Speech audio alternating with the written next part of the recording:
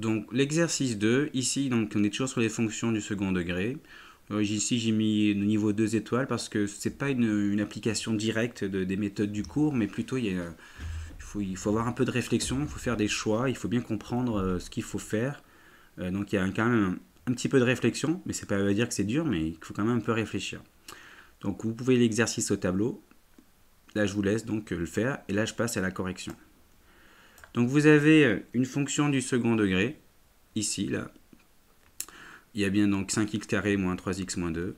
Et là, déjà ça commence, déterminer le tableau de variation.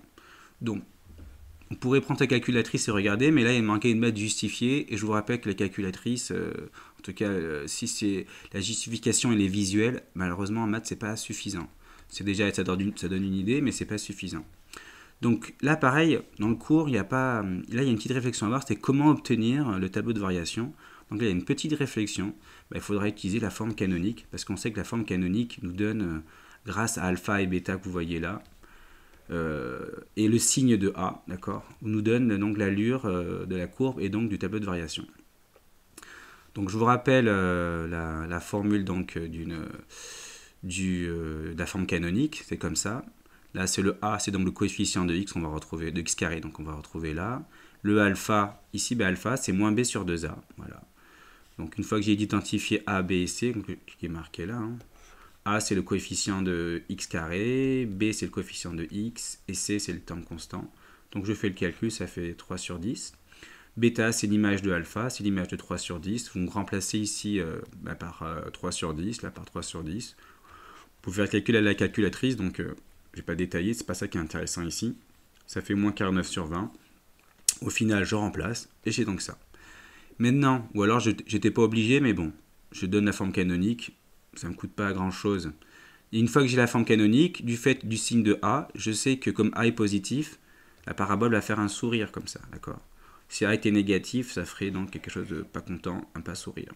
Donc, ici, donc ça va être décroissant, croissant, donc il y a un minimum ici qui va être atteint pour alpha, et donc avec en x égale alpha, et donc le minimum sera bêta, et d'après les valeurs trouvées, donc on a le minimum c'est moins 49 sur 20 atteint en 3 dixièmes.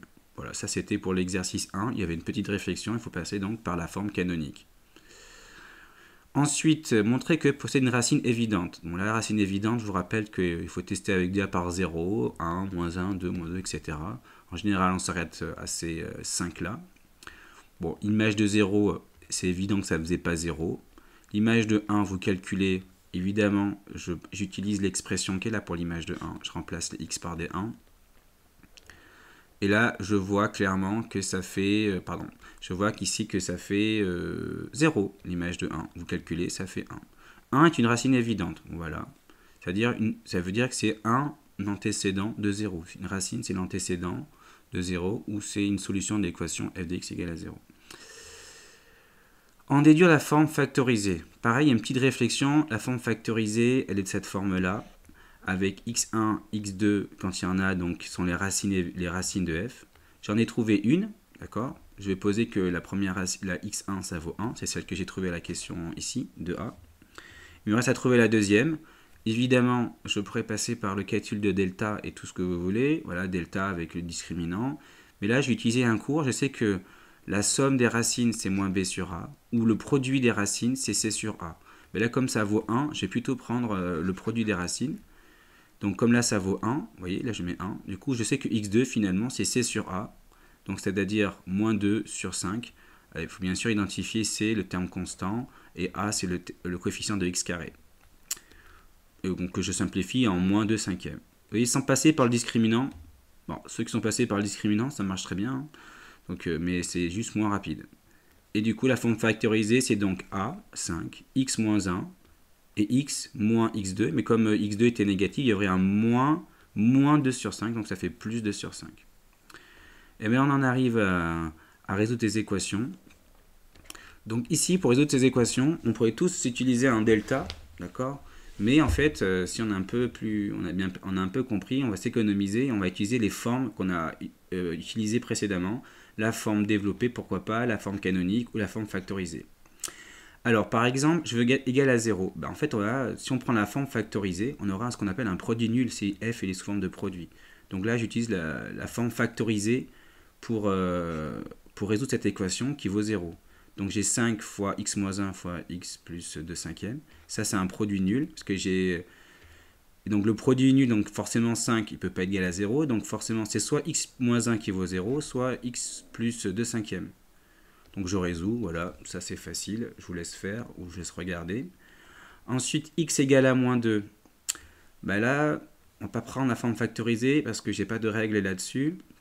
Par contre, je vois dans la forme développée, et ça c'est là il faut que vous voyez, dans la forme développée, ici, il y a un moins 2. Et comme par hasard, on vous dit x égale à moins 2. Et avec grâce, donc quand vous voyez un moins 2, ben en fait, c'est comme je vais ajouter plus de chaque côté, à la fin, je vais obtenir ça. Là, je pourrais utiliser la méthode du discriminant avec la valeur c qui vaut 0. Mais je peux factoriser, on voit qu'il y a x carré, donc il y a un terme en x. Je peux factoriser donc par x. J'ai un produit nul, donc l'un des facteurs est nul. Et après, je résous, puis c'est terminé. D'accord? Ensuite, pour le petit c, ici, il y avait égal 5. Voilà, je n'ai pas d'idée. Mais je pense que je vais prendre la forme développée. Et là, cette fois-ci, je vais utiliser, il faudra passer par delta, donc faire des calculs un peu parfois pénibles. Donc là, par contre, attention, je ne peux pas calculer delta directement comme ça. Il faut que j'ai bien égal à 0. Donc je vais faire moins 5 de chaque côté. Ce qui fait que là, ça va juste changer le terme constant. Ça va être donc moins 7. Et du coup, j'applique avec le discriminant. Je trouve une valeur strictement positive. Il y a deux solutions réelles qui sont conjuguées. Et puis voilà. Il n'y a rien de compliqué là pour le petit c finalement. Il fallait juste penser à... Voilà, qu'il fallait ramener à une équation égale à 0 et utiliser donc le discriminant.